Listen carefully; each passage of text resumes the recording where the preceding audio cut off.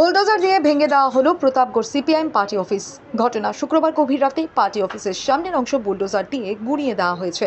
জানা গেছে পার্টি অফিসটি যৌথ জমির উপর থাকা সত্ত্বেও এর আগেও বহুবার দুর্বৃত্তদের হাতে আক্রান্ত হয়েছে।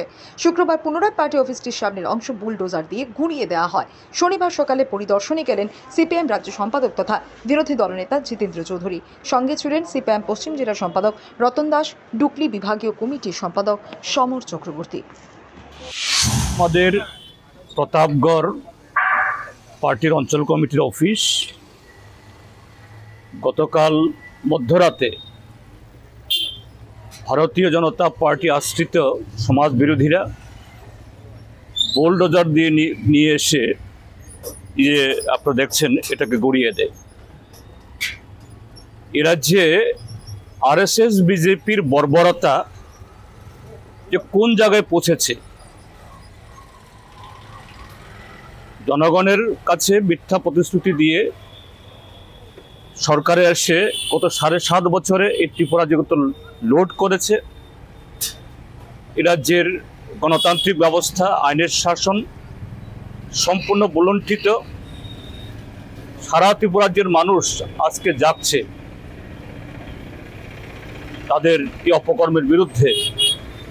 কাজেই এদের যে এই ধ্বংসের শেষ লগ্নে এসে এরা জ্বলে ওঠার চেষ্টা করছে এইভাবেই। কিন্তু কাপুরুষরা, যারা বীর বা নৈতিকভাবে যারা কাজ করে, তারা দিনের বেলা জনসমক্ষে এসে যদি এরকম কোনো দল বা কোনো ব্যক্তি বা কোনো গোষ্ঠী যদি অন্যায় করে থাকে,